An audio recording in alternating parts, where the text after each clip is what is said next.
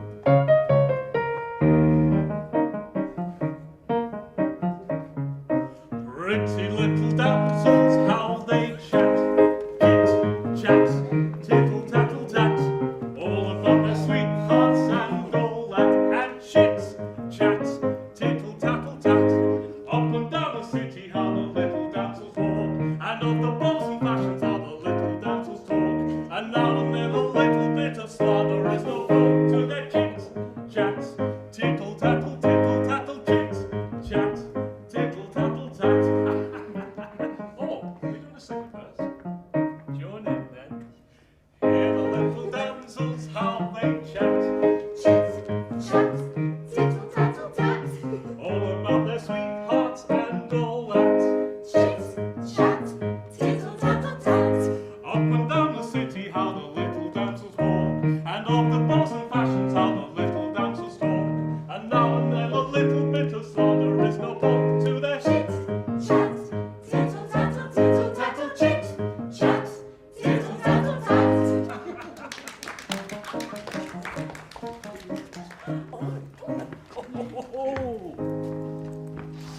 That's it. Oh, that's not good.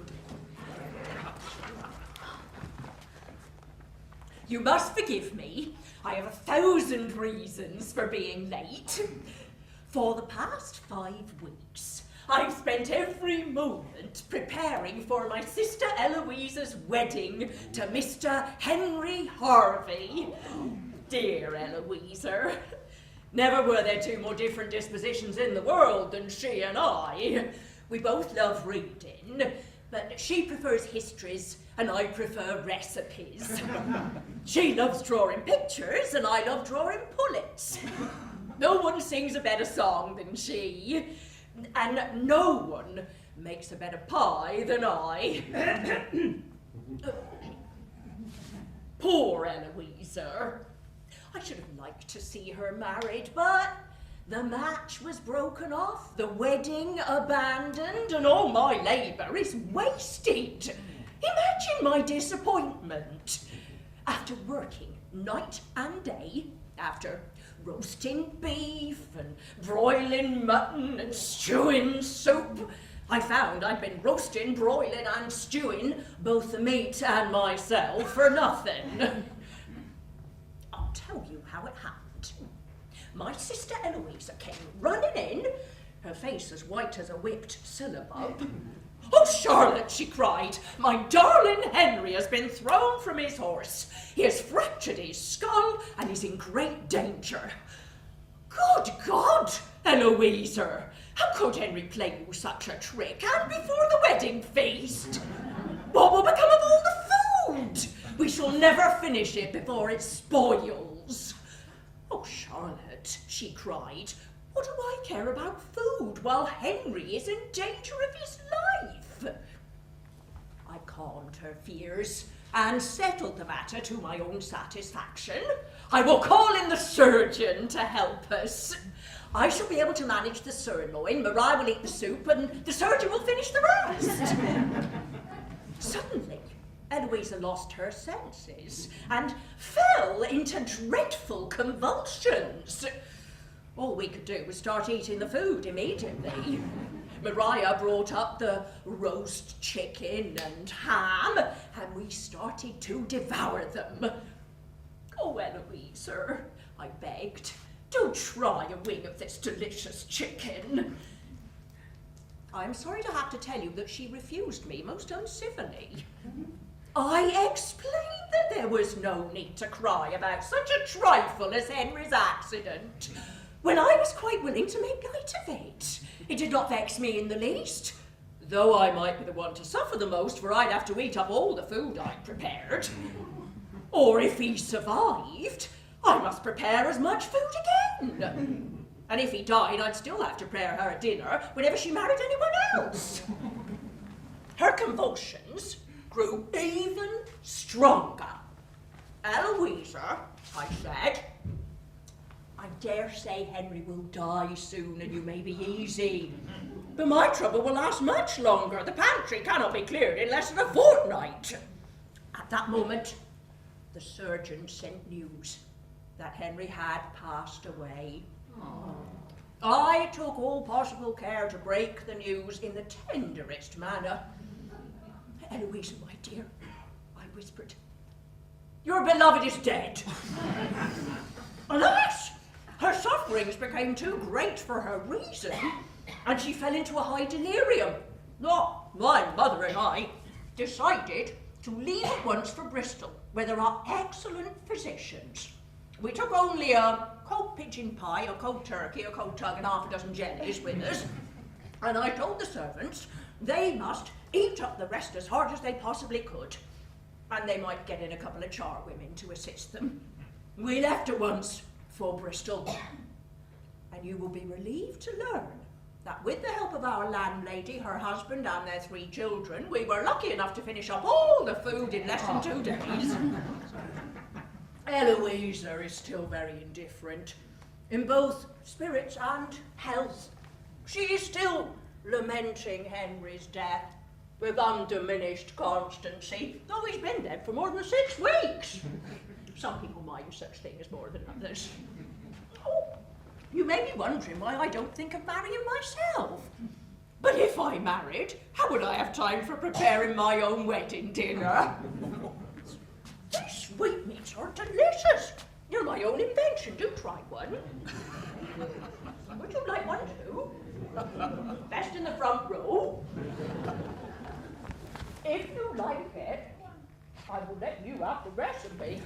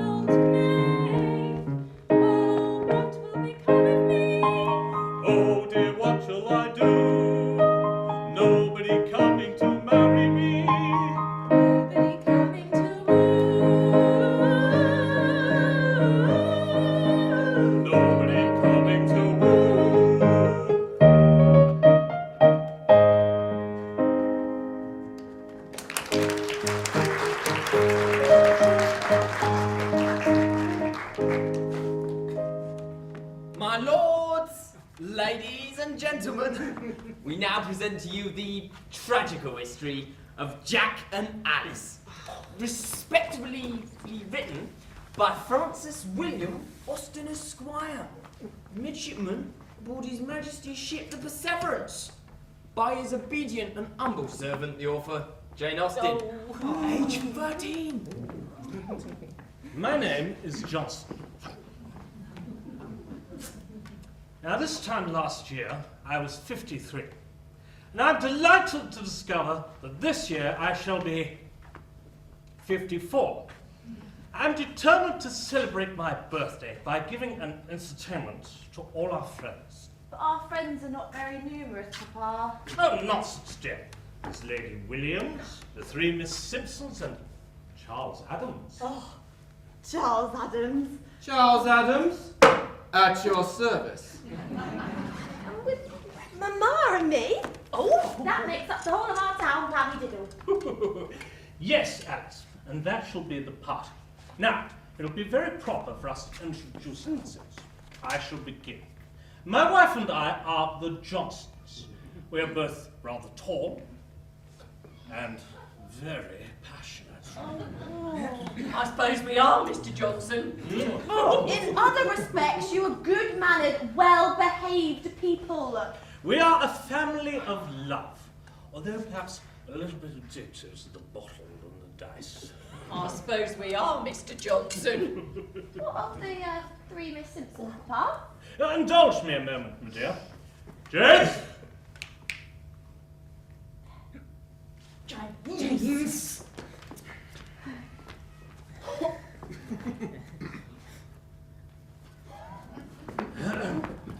This is the elder Miss Simpson. Unfortunately, her sisters were unable to join us this evening. I'm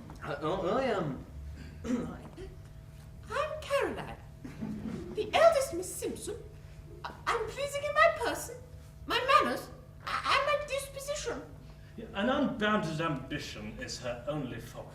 Her second sister, Suki, is envious, malicious, and spiteful. And she's short, fat, and disagreeable. And Yes. I am Lady Williams, a widow with handsome jointure and the remains of a very handsome face.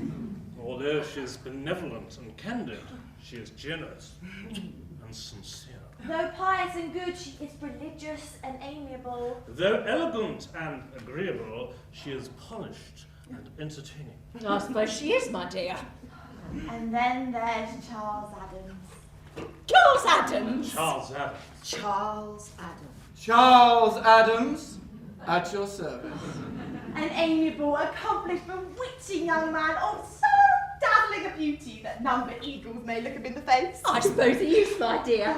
Such was the party that gathered at Johnson Court, and the company partook of an elegant and well-managed entertainment. After which, the bottle being pretty briskly passed around, the whole party was carried home, dead drunk. Everyone's talking of Charles Adams. The beauty of his appearance, the beams which start from his eyes, oh, the brightness of his wit, and his old tilt ensemble of his person have subdued my heart. But all the other ladies returned home uncaptivated. Charles Adams is a fine young man, but I, Caroline Simpson, am defended from his power by ambition. My every wish is centered in a titled husband. His superior excellence raises the envy and not the love of my sister Suki. Although my wife is very tall and very passionate, she would not do any such thing. She is too fond of me. I suppose I am, my dear. And I am too sensible to fall in love with one so many years my junior. In spite of every attempt to discover his feelings for me, the heart of Charles Adams remains cold and indifferent. He's polite to all, but partial to none. One evening, finding myself somewhat heated by wine, no very uncommon case, I admit, I sought relief for my disordered head and lovesick heart in the conversation of the intelligent Lady Williams.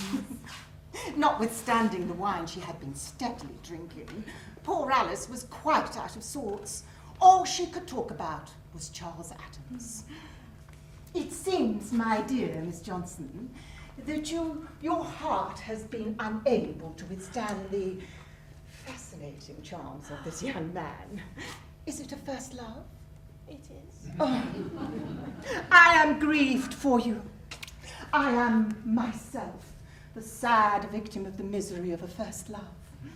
A second attachment rarely has any serious consequences attended to it.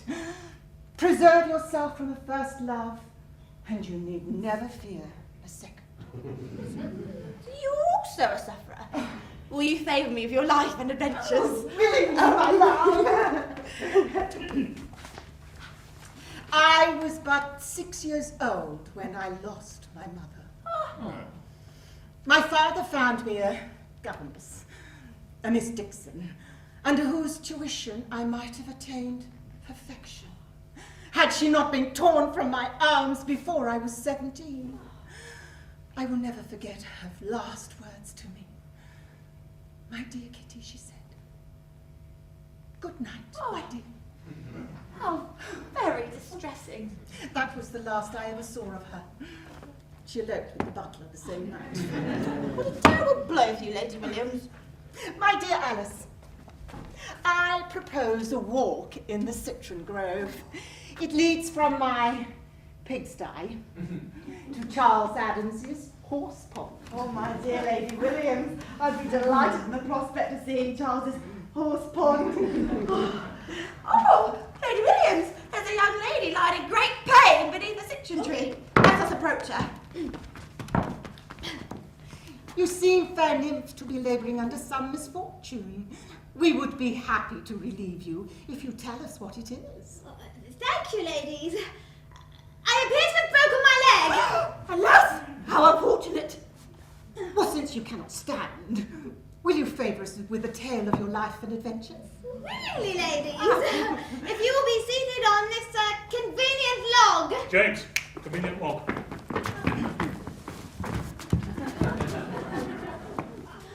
My name is Lucy.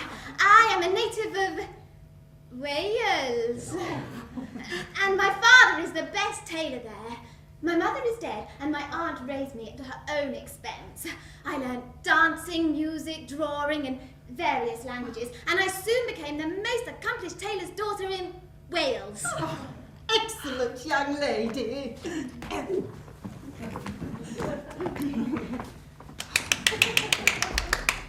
The principal estate of our neighbourhood in Wales belongs to Charles Adams, the owner of the house you see yonder. Charles Adams. Charles Adams. You were acquainted with Charles Adams? I am, to my sorrow, madam. He came last year to visit his estate and... Oh, I need not describe to you how charming he is. Oh, I could not resist his attractions. Alas, who can?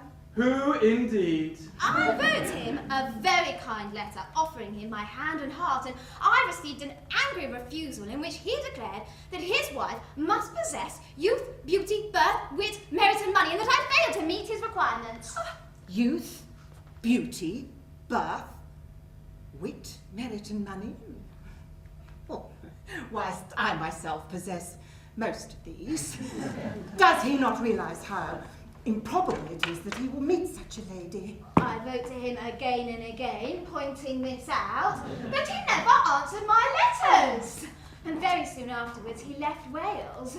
But I wrote to tell him that I would come here to Pammy-Diddle. No answer came, and taking silence for consent, I set off. Oh, and after a tedious journey, but elated at the thought of beholding my beloved, I was suddenly seized by the leg. I had been caught in one of those horrid steel traps so common in gentlemen's grounds. How fortunate it is that we have met you. Otherwise we might have suffered the same misfortune. I screamed until a servant of the inhuman wretch came and released me, but not before one of my legs was entirely broken. Ah, cruel Charles, to wound the hearts and the legs of all the fair ladies. Your leg must be set immediately. I will examine the fracture.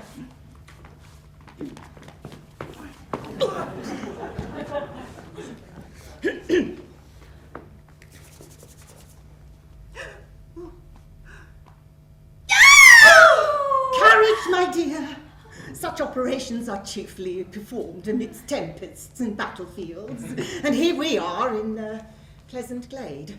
I will endeavour to be brave. A mouthful of rum will deaden the pain. Oh.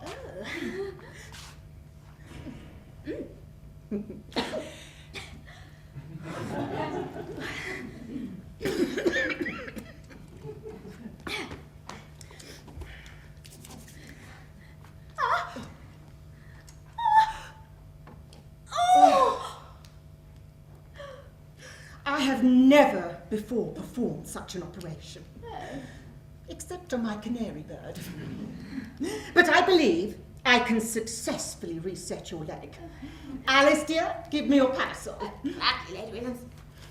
And your scarf. Oh, must I? At once, dear Alice. Now, hold still, dear Lucy.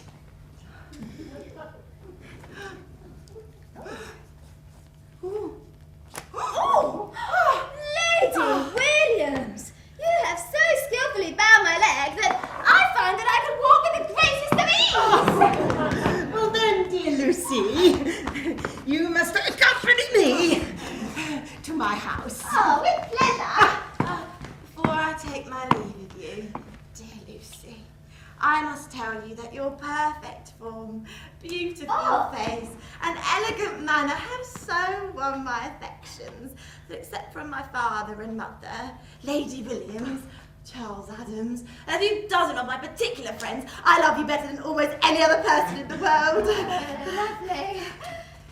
Well, Alice's regard would have given me much pleasure had I not seen that she had partaken too freely of the rum in her flask. Now that dear Alice has left us alone, I can speak.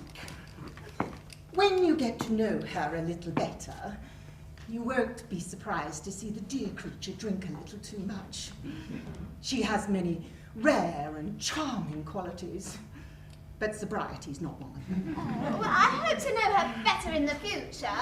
The next morning, Miss Caroline Simpson paid me a visit.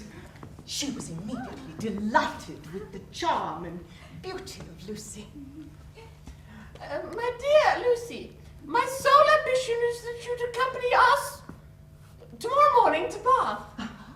Lucy is quite at her own disposal. I hope she doesn't refuse on my account, though I do not know how I'll be able to part with her. Speak, my love. Do you wish to accompany these ladies? I'm sure it would be very agreeable. Oh, but I will be miserable without you, though it will be a pleasant trip for you. I hope you go, but I'm sure it will be the death of me. I pray, be persuaded. I am very grateful for your kindness, Miss Simpson, but I must decline the honour of accompanying you. I'm very much disappointed. No. It was at length resolved that I was to go. Miss Simpson called for me the next morning and we set off for the pleasant resort of Bath.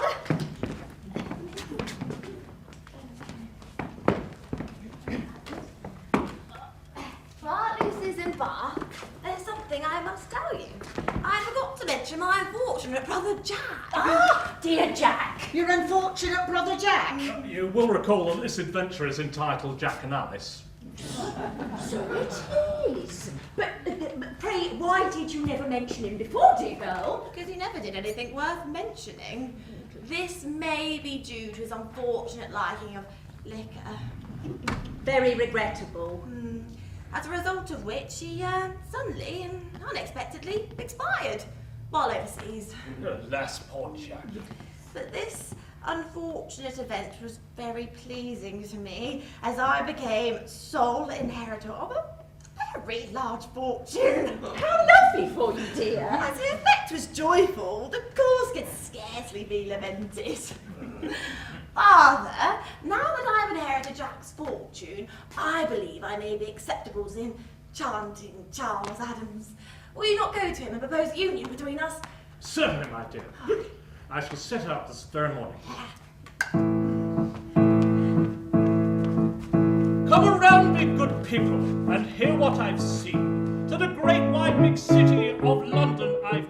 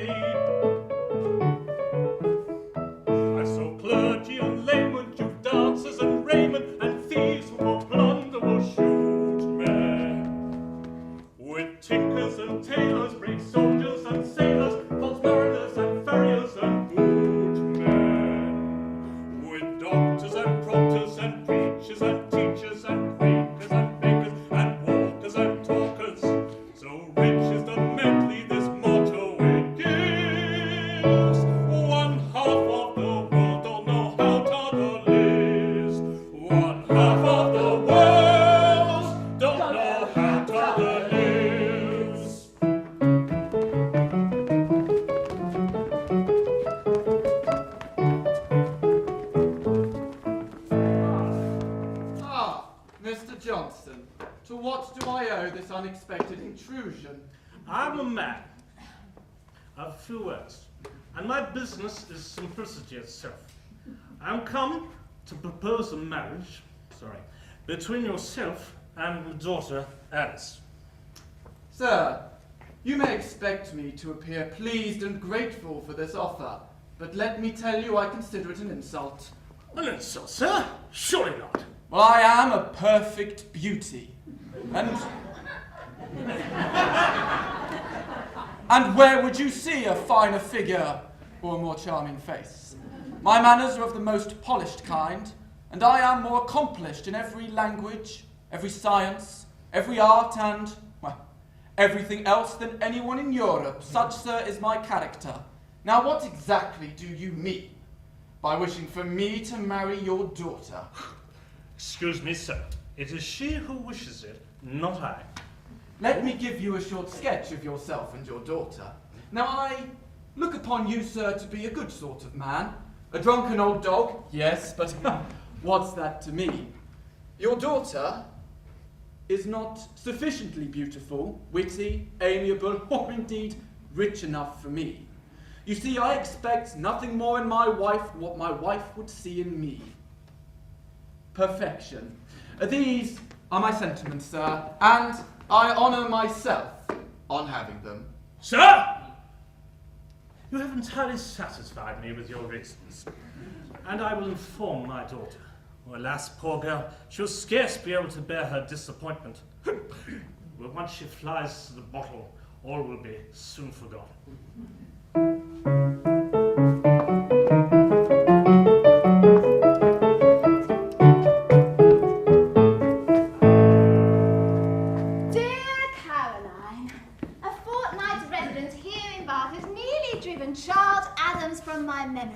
What my heart has suffered by his charms and the pain in my leg suffered by his trap enables me to forget him with tolerable ease. I hear you have received an offer of marriage from an elderly gentleman with a noble fortune, the Duke of Montsuch? Yes, but I cannot decide whether to accept him or not.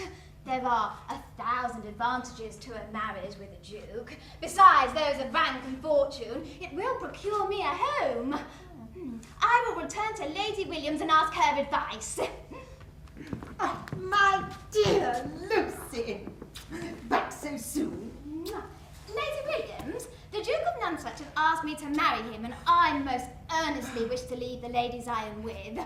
The envious and malevolent Suki is too disagreeable to live with. On several occasions, she has actually attempted to cut my throat. Oh, my dearest Lucy, why the hesitation? But the Duke is an illiterate and unprincipled man. Never shall my dear Lucy be united with such a one. Never? Well, he does have a princely fortune, and how nobly you could spend that. Oh, I would. But will you not be persuaded to stay with me, my love, and never leave me again? Oh, how kind of you. It will be of great expense to me. I shan't be able to support it. But what is that compared to the pleasure I shall have from being in your company? Thank you. But I fear I must return to Bath. That is where my future lies. Oh. My pleas were of no avail. Within hours of returning to Bath, dear Lucy breathed her last.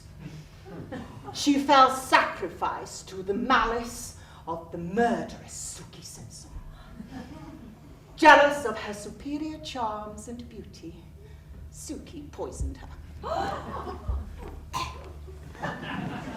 Thus fell I, the amiable and lovely Lucy.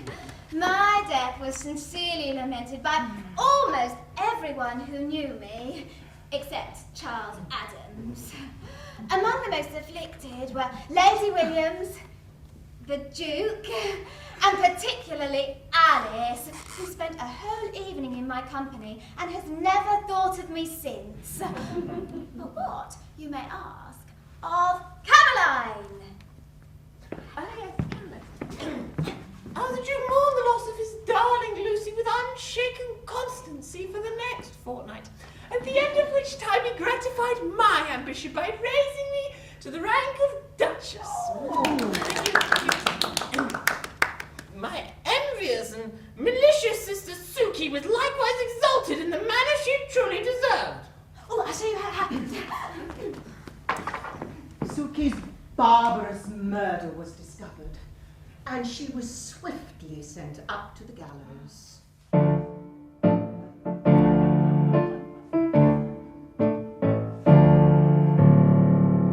A fitting end for a cruel and envious nature.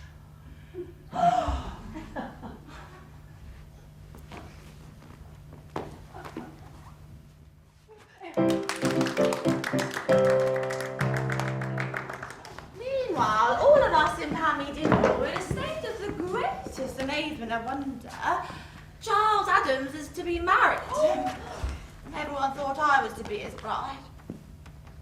But no! You can imagine the astonishment of everyone, the despair of my heart, when the divine Charles was publicly united to the censorious Lady Williams. I am too sensible to fall in love with one so many years my junior. But how could I resist this divine and wealthy young man when he fell in love with me?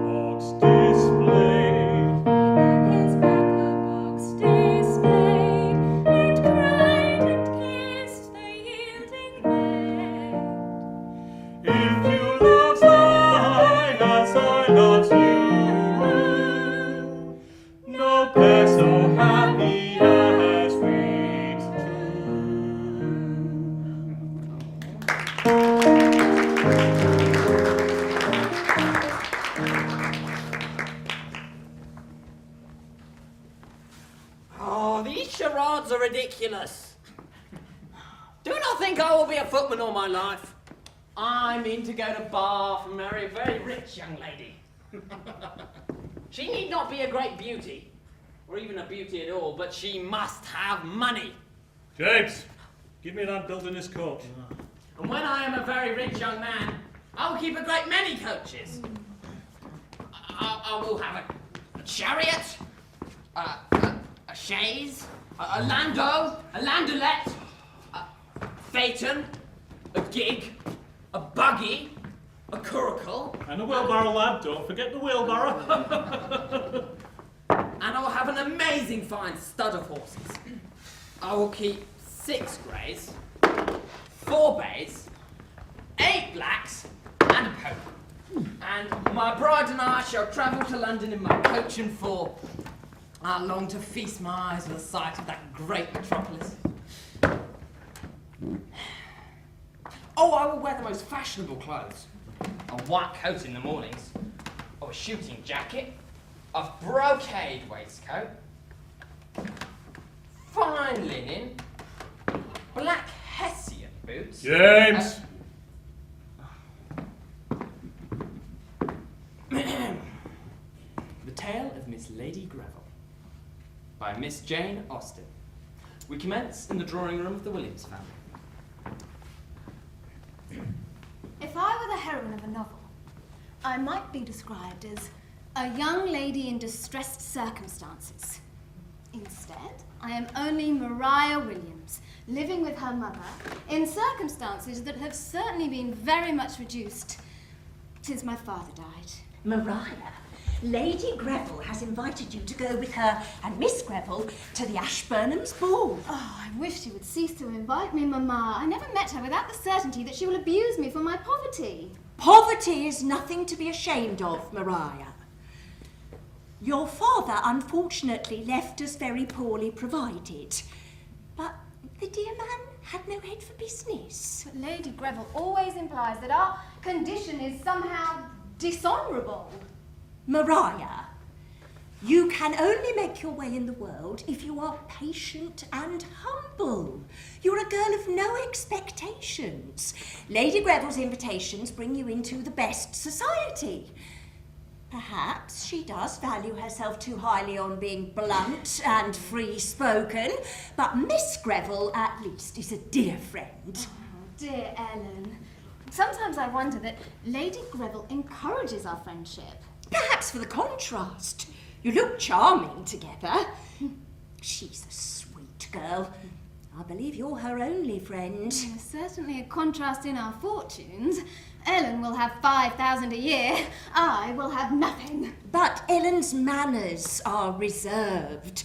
You have a ready wit and assurance, but remember to avoid impertinence, Maria. It is not I who am impertinent, Mother. Maria.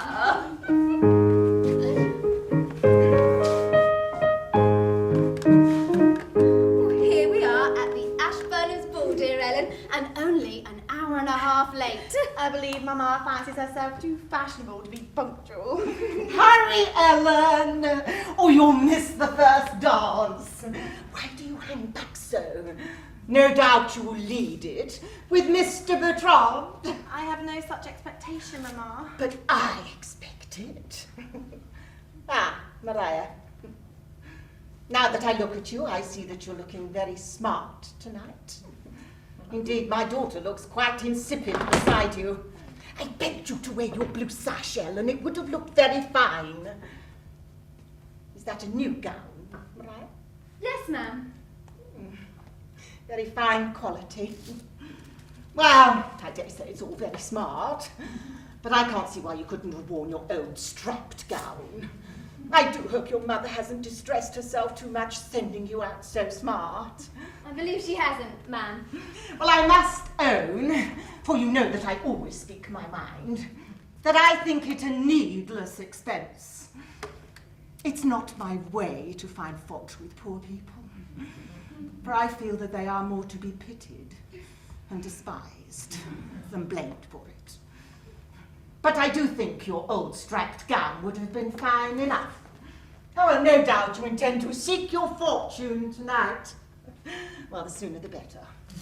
Indeed, madam, I have no such intention. Whoever heard a young lady own to being a fortune hunter? Maria's not a fortune hunter, Mamma. Was your mother gone to bed when you left? Oh, no, my... It's only 9 o'clock, Mamma. Indeed, Ellen. But candles cost money, and Mrs. Williams is too wise to be extravagant. My mother was just sitting down to supper, madam. Oh, and what was her supper? I did not observe. Bread and cheese, no doubt. I should never wish for a better meal. Oh, you have never had the need for such a wish, Ellen. For better has always been provided for you. Oh, I see Lady Ashburnham and Sir Charles, her brother. I must go to them. I have a message for you, Mariah. A message, Ellen? It's a request from Mr. Francis Bertrand. You remember we met him last week at the Stanleys. He begs that you keep the first dance for him. Well, why does he not ask me in person? He says he's gone to fetch his white gloves. But to tell you the truth, he's a sort of modest young man who needs a great deal of encouragement. I believe he's afraid you might refuse him. Refuse him? A girl of no pretensions to family or fortune refused to dance with the only son of Sir Edward Bertrand? Oh, surely it is you he wishes to dance with, Ellen. Oh, no, that would never do. We're both so shy the whole evening might pass without a word between us. Heyday, Miss Mariah. What? Don't you have a partner? Poor young lady. It seems like your new gown was put on for no purpose. But don't despair. I'm sure you'll get hot before the night is out. Thank you, Lady Greville. I am engaged to Mr. Francis Bertrand for the first dance. Mr. Bertrand? But how can this be enemy's heir to the large estate? Is he, madam? I hate this nonsense. People stepping outside of their rank and trying to make out they're something they are not.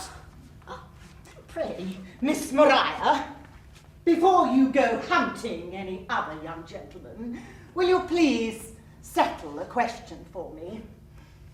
In what line of business was your grandfather? Lady Ashburnham and I cannot decide whether he was a grocer or a bookbinder. Neither, madam. He was a wine merchant. I knew he was of some such low stuff. He was bankrupt, wasn't he? I believe not. Well, didn't he abscond?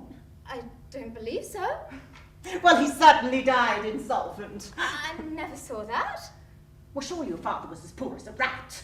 Wasn't he in a debtor's prison? Oh, I never saw him there. Your ladyship is very much mistaken in his history. Indeed. I see Lady Stanley beckoning to me. I shall leave you. Come, Ellen. Later, Mamma. Mamma's angry with you, Mariah. Sometimes I wish I could answer her with your courage. I'm half delighted with myself for my impertinence, Ellen, and half afraid of being too saucy.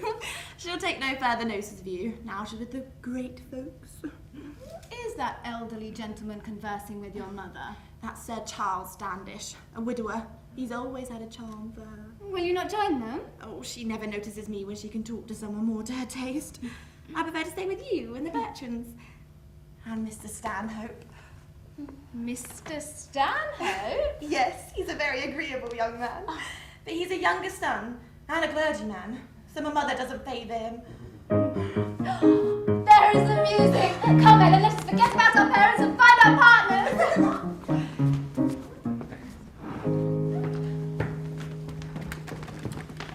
The next day, Lady Greville paid a visit to the Williams household.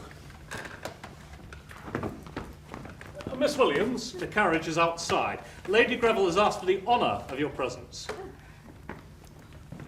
Oh, if you tap on the window, Lady Greville will look out and speak with you.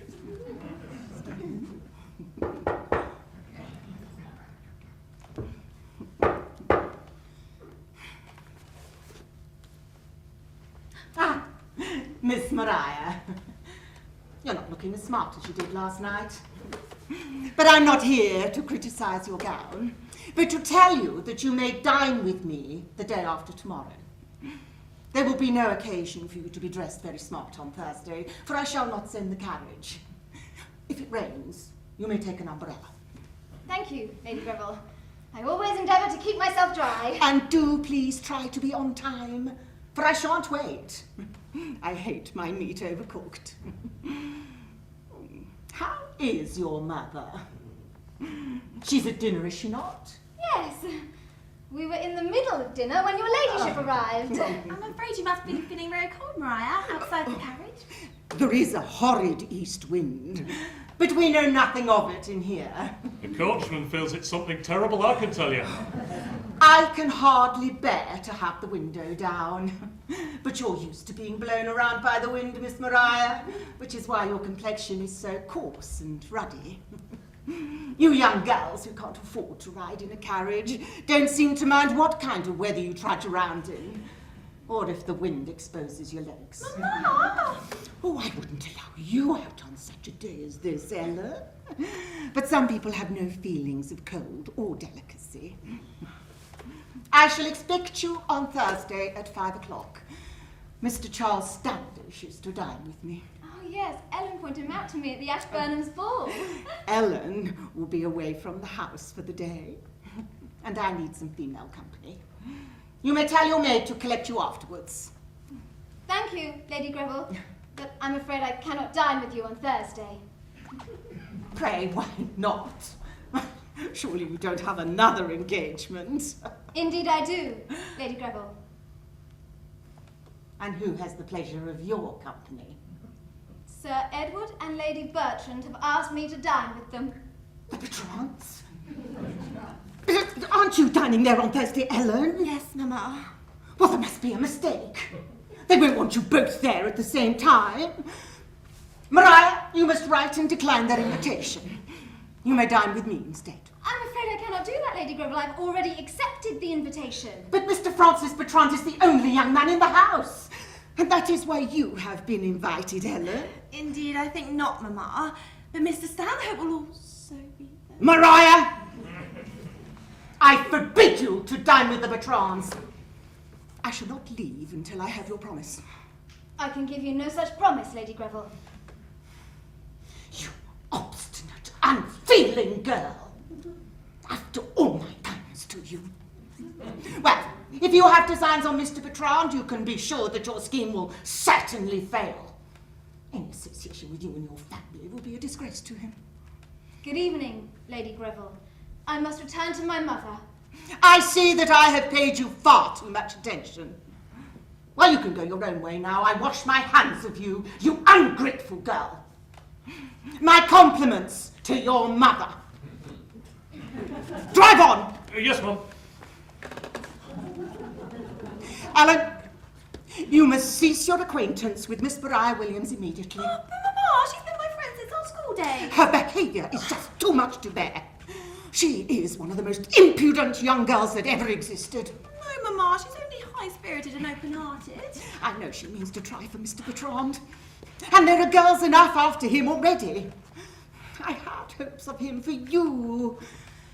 Mr. Bertrand has never shown the slightest partiality and I'm indifferent to him. But Mr. Stanhope... Mr. Stanhope! Well, you can forget about him. It is my duty to discourage any such romantic nonsense. Oh, Mr. Stanhope! A younger son and a clergyman. A clergyman is nothing. Mama! A clergyman will never be a leader in society or fashion. I had fixed on Mr. Bertrand for you. But to see Maria Williams preferred over you is just too much to bear. And her father just a tradesman. It's an affront on you. It's an affront on our whole family. Drive on! Yes, ma'am. A few days later, Lady Greville paid another call on the Williams household. Only this time, she condescended to get out of the coach and enter the drawing room.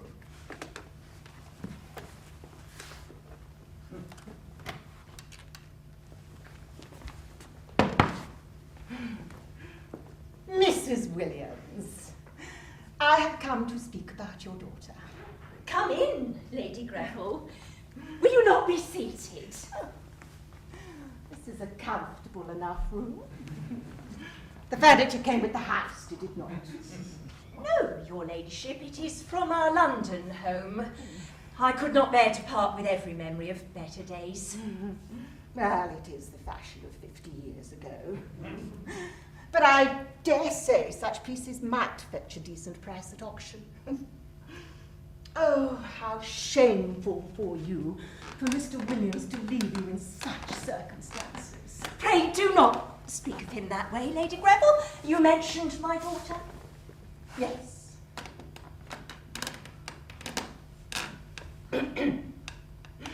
You go so very little into society that you are probably unaware of how she is regarded amongst people of quality. I have often had to remind her to restrain her tongue. She has an open disposition and a lively wit. But you must forgive her, Lady Greville. She's young and life has been hard for her. I cannot deny her any respectable amusement. You may not be aware that she has recently become intimate with a Mr. Francis Bertrand, the only son of an ancient family. Indeed, she seems to have become the sole focus of his attentions. Maria has spoken to me of Mr. Bertrand, but only as a friend. Young men nowadays seem to prefer young, pretty women above others, though I cannot understand why.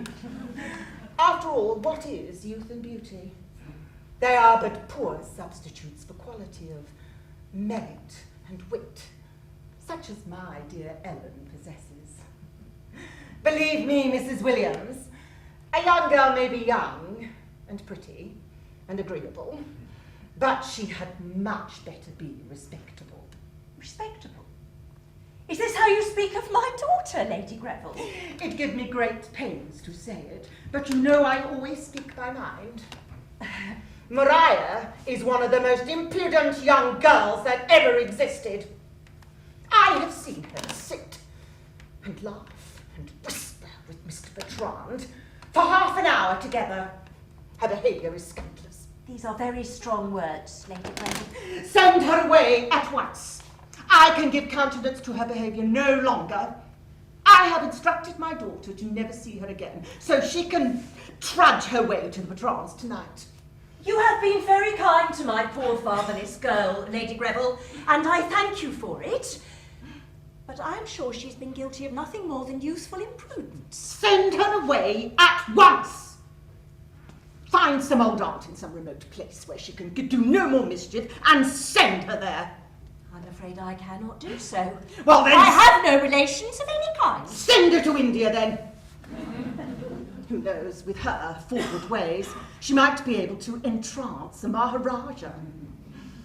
You know I always speak my mind. I bid you good night, Mrs. Williams. Was that the carriage, Mamma? I mustn't keep Ellen waiting. Indeed it was. Lady Greville has been complaining about you and has gone off in anger. How will I get to the Bertrands? I promised.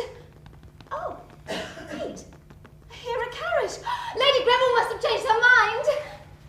No, it is not Lady Greville's carriage. Oh, let me look. Oh, Mamma! The Bertrands' carriage has come to take me to dinner. Oh, Mr. Bertrand has sent for me. Maria, your shawl!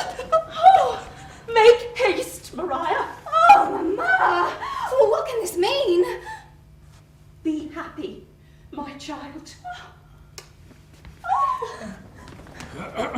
To the Bertrands, your ladyship?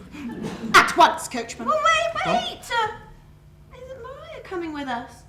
I have told Mrs. Williams exactly the kind of daughter she has. A nasty, scheming, ill-bred hussy. Shall I go on, ma'am, or shall we wait? Drive on! Yes, ma'am. You must never see Maria Williams again. Maria has no scruples when it comes to promoting her own advantage. I'm sure you misjudge her, Mamma. But whether I do or no, she will be unable to get to the Bertrands tonight. And so the field may be yours. Mamma, I have no affection for Mr. Bertrand. Well, he is a simple young man and may easily be imposed upon. Surely you can flatter and finesse him into falling in love with you. I have no skill in dissembling. Mr. Bertrand will make you a decent husband. You're a romantic fool if you expect love into the bargain. I prefer Mr. Stanhope. Mr. Stanhope? How can a clergyman repair our fortunes?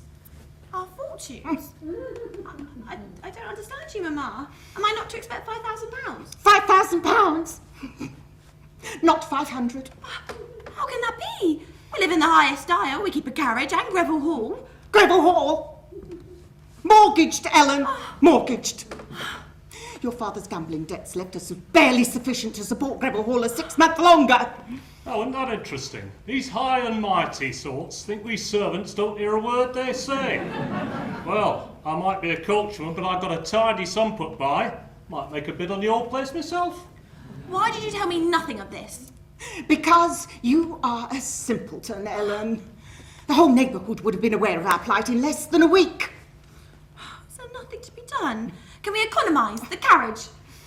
Give up the carriage? We hire it by the day, child.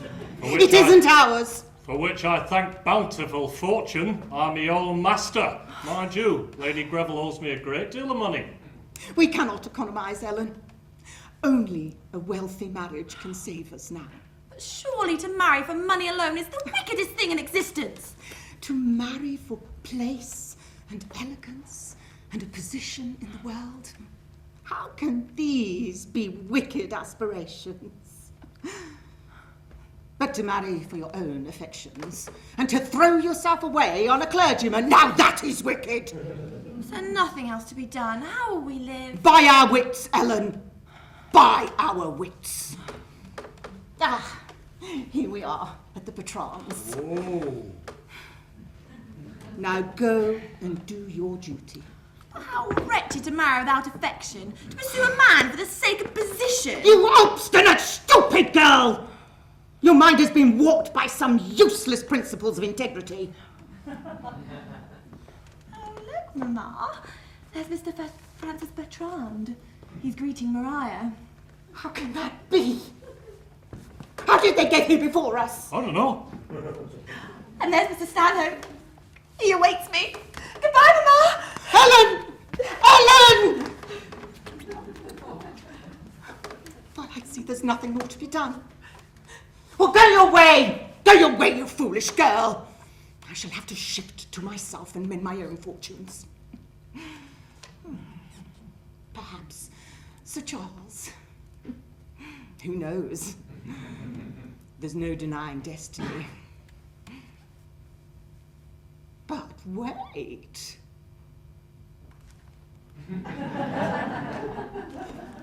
Coachman. Yes, your ladyship? I wonder if you're interested in a little proposition. Your ladyship? Oh, strictly business, I assure you. Won't you step inside the carriage and we can discuss it? Oh, your ladyship!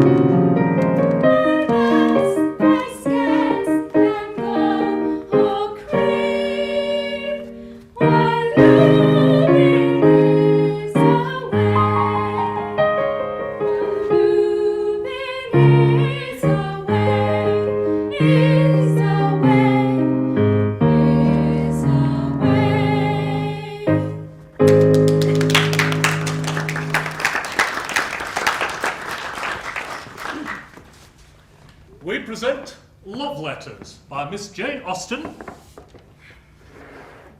age 16. I am Lady Scudamore.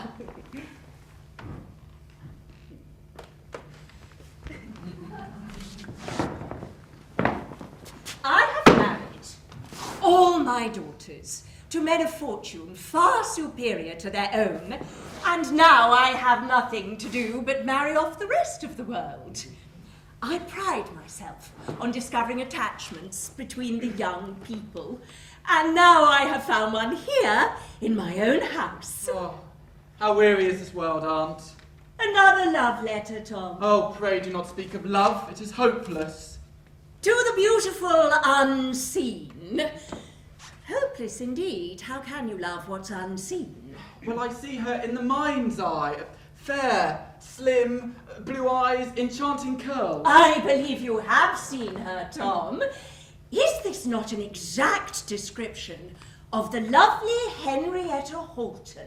Henrietta Holton? Henrietta Holton? Henrietta Holton. My niece, Henrietta. She's a troublesome and foolish girl. There's nothing in her head except romance and new gowns. She has no sense of housewifely thrift and frugality, and no interest in the mysteries of the stewing pot or the preserving pan. Henrietta! Yes, Aunt. Oh, not the pies again. I heard that, Henrietta. Good pies make a considerable contribution to domestic happiness. Yes, Aunt. Oh, you are a pretty girl, and you're a credit to me in the great world. But surely it's enough to look neat and decent. You'll do no good with a gentleman dressing up in the latest fashions. It's the quickest way to frighten any serious young man from attaching himself to a spendthrift. Yes, Aunt. Henrietta Holton is a charming girl. I believe she would be the perfect match for my nephew, Tom. One day she is likely to be rich, and he is, well, handsome. I saw Tom Musgrove the first time at Lady Scudamore's. Well, dear Miss Holton, and what do you think of my nephew, Mr. Musgrove? Why, I think he's a very handsome young man. I am glad you think so, for he's distractedly in love with you. Lord, Lady Scudamore, how can you talk so ridiculously? It's very true, I assure you. He fell in love with you the first moment he saw you. Well, there's some sense in being in love at first sight. It's the only kind of love I'd give a farthing for. I wish you joy of your conquest. My nephew is a charming young fellow. He's seen a great deal of the world. And he writes the best love letters I ever read. You read his love letters? If I did not read them first, who could make them out? They are so marred by his tears and his spelling. I delight in love letters. Tom is a very romantic young man, and young people must always be falling in love. Love letters are all very pretty, Lady Scudamore, but we ladies who are heiresses mustn't throw ourselves away on men who have no fortune at all. Heiresses?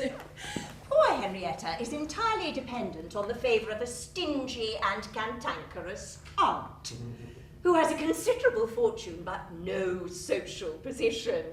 If only she gave her consent, it would be the perfect match for my nephew, Tom. Why, my nephew is far from poor, Miss Holton. His estate is capable of great improvement, though his house is not quite in repair at present. But as you are much above caring about money, I shall not plague you with any particulars. Well then, I have nothing more to say against him.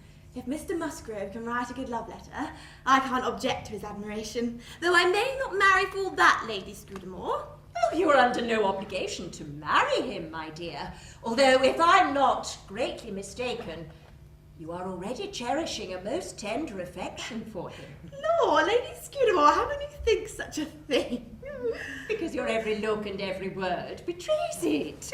Come, Miss Holton, don't you prefer Mr. Musgrove to everyone else? Pray, don't ask me such a question. You confirm my suspicions. Why else should you refuse to confide in me? There's no disgrace in loving a handsome man. If he were plain, I might have reason to be ashamed. Who has such a figure and face, and such beautiful auburn hair. Why shouldn't I admit he's made an impression on me? Oh, my sweet girl, I honour you for such noble sentiments. You do, ma'am. You're vastly obliging. But pray, did your nephew tell you of his affection for me? For I shall like him the better if he did, for what is a lover without a confidant? Oh, my love, You were made for each other. Your sentiments so exactly coincide. Even the colour of your hair is not very different. Yes, the poor despairing Musgrove told me of his love. But how did he break it to you? I long to hear the story. It was after supper. We were sitting round the fire. Tom was thoughtful and silent, when suddenly he exclaimed in the most theatrical tone, I am in love, and Henrietta Holton has undone me. Oh, what a sweet way of declaring his passion. There was certainly a great deal of taste in it. But are you really in love with her, Tom? I am sorry for it, for though you have a good estate, capable of great improvement, and your house is excellent, though somewhat out of repair, Would you say so? well, you need a new roof since the fire. Ah, yes, a new roof is needed. Yet, how can you hope to aspire to the adorable Henrietta? She's had an offer from a colonel and been toasted by a baronet. That I have. Oh, my dear aunt, I know I have little chance of winning one who is adored by thousands, yet, but surely she will not deny me the unique gratification of falling a victim to her charms and dying for her. And when I am dead... Oh, Lady Scudamore, that's such a sweet creature should talk of dying. It is certainly very affecting. Oh, let my corpse be carried to the adorable Henrietta and laid to rest at her feet, so she may drop a pitying tear upon my body. Oh dear, Lady Scudamore, say no more, I cannot bear it. Well, I would not wound your sweet sensibility any further, so I will be silent. No, pray, go on. Oh, I seem to feel the precious teardrop trickle down my face. Oh, who would not die to hasten such an ecstasy? Did you ever hear anything so pathetic? Pathetic indeed. My dear Tom, if the divine Henrietta could only hear you, I feel sure she would pity you and return your love. Oh, no, don't raise my hopes. I cannot hope to please her, and therefore the only thing that remains for me to do is die. Oh. I will give you even greater hopes. I have watched her with the strictest attention, and, unknown to herself, Henrietta cherishes a most tender passion for you. Do I? This is more than I ever knew. Didn't I say your love was unknown even to yourself? Oh, please, Lady Scudamore, you're raising my blushes. Along with your vanity, I perceive. Oh, no, nothing. Nothing will convince me that I have touched the heart of Henrietta Holton. Oh, what dear creature. How passionately he loves me. But Lady Scudamore, did you tell him I'm totally dependent on my aunt? I told him everything that is material to the case. And what did he say? What did he say? He said... Alas, I can't flatter myself to think that, even if my house were ready to receive her, that the adorable Henrietta would resign her life of luxury for love of me. Oh, sweet man. If he would only take the trouble to make his house ready, he would be able to bring the adorable Henrietta there at once. It only wants a new roof. And a staircase, of course. My dear aunt, I know I must wait for the day when she is free to bestow herself on me, but meanwhile I shall dare write to her. I am a dab at a love letter. If I have to read one more effusion, I shall run mad. Come, Tom, consider. Henrietta's aunt may survive for many years. Why not turn your mind to ways of gaining her sooner? Oh, my dear aunt, I can't think of practical matters. Henrietta awaits my words of love. My lovely Henrietta, it has been a month since your beauty first broke upon my sight, and before I had chance to look about me, the unhappy Musgrove became a captive to your charms. Yes, madam, I have the happiness of adoring you. You, the object of universal admiration, adored by a colonel, toasted by a baronet. Oh, adorable Henrietta! 2 T's are customary in Henrietta. This is a pattern for a love letter. I never heard so sweet a letter in my life. Did you ever read such a masterpiece? Adorable Henrietta, how beautiful you are. You are quite divine. You are more than mortal. You are an angel. You are Venus herself! In short, you are the prettiest girl I ever saw in my life. Such sense, Such sentiment, such purity of thought, such flow of language, such unfeigned love, and all on one sheet. How ardently I wait for the death of your villainous aunt, since you cannot be mine until her passing makes you rich. Oh, cruel Henrietta, to persist such a resolution. My dearest Musgrove, how happy your letter made me. I thought I should have cried for joy. I love you better than anyone else in the world. You are the handsomest and most amiable man in England. Oh, angelic creature, if I am destined to be husband of the beautiful Henrietta, I pray for the day when she may be free from the powers of worthless aunts to bestow herself on me. Oh, we are so much in love that we cannot live asunder. But how shall we manage to see one another? My aunt gets more stingy and particular every day. You cannot think how impatiently I wait for her death. She will not die soon. I believe I shall run mad. For I am more in love with you every day of my life. Oh, amiable creature of my soul, farewell. My heart trembles as it signs itself your most ardent admirer and humble servant, Thomas Musgrove. Oh, how I long to be with you. Do write me another letter, just like the last, and tell me you're in love with me on every other line. I remain, my dearest Musgrove, most truly and faithfully yours, forever and ever, Henrietta Hopton. Oh, I hope he likes my answer. It's the best letter I could write, though nothing to his. Oh, what a noble creature he is. Oh, fortune being am I who will be his wife someday. Henrietta! Oh. Henrietta! Oh, my heart is calling to come make the pies. Henrietta, I've been calling you this last half hour. What are you at? Nothing, Aunt. Nothing. What is this? What is this? Let me see. Amiable princess of my soul. Wicked flattery. What is this, a love letter? Who is this Mr. Thomas Musgrove? I've never heard of him. You must forget him. Oh, no, but Aunt. I forbid any further correspondence with him. But he writes such beautiful letters. Nonsense, girl. Now, come along. You may imagine the transports of grief poor Tom suffered, and the headaches I endured in listening to him. But I believe that everyone has the right to marry once in their lives for love. Finally, I went directly to the home of Mrs. Augusta Houghton, Henrietta's obdurate aunt.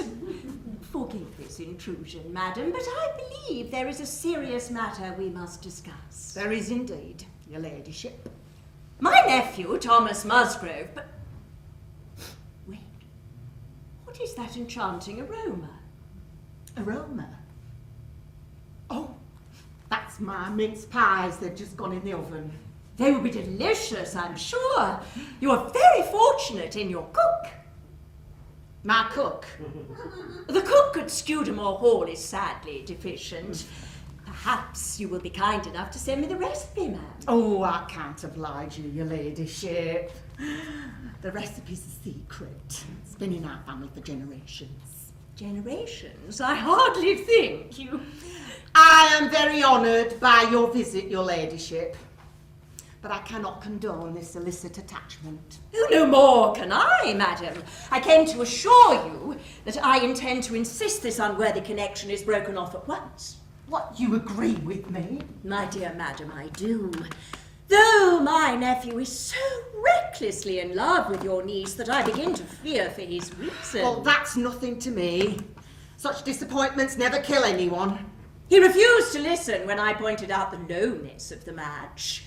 After all, he is my nephew, and the third son of Sir Charles Musgrove, with only 2 lives between him and the title. It would be a degradation.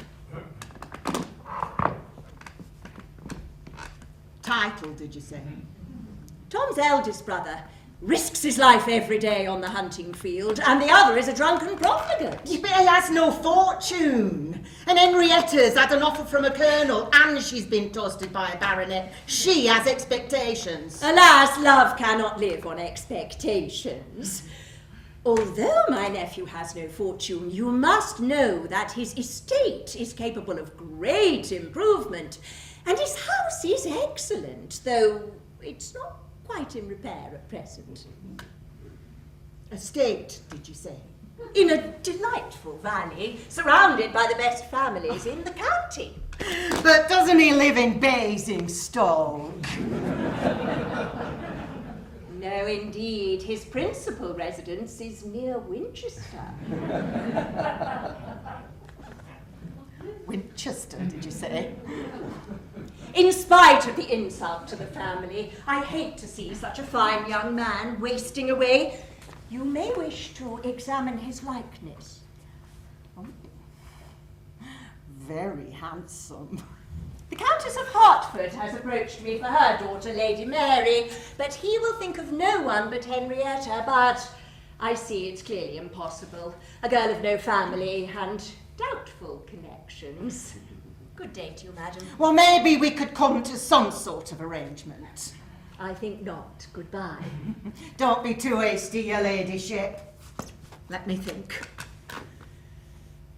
Well, maybe some sort of settlement on Henrietta in my lifetime. She is named in my will. A settlement? That could be interesting. I will consult my man of business. But meanwhile, my unfortunate nephew may die of sorrow. Well, I'm sure they can have some correspondence under supervision. Under supervision? Whose?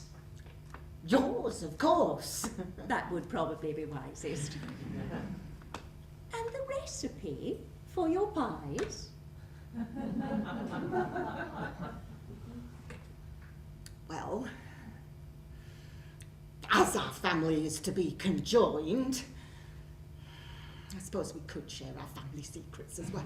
Quite so. Is something on fire? Oh, my pies! They're burning! So ends my matchmaking. My powers of persuasion and my skill in spelling have brought together a most delightful young couple. After all, romance is a fine thing while it lasts, and the world teaches young lovers reality far too soon.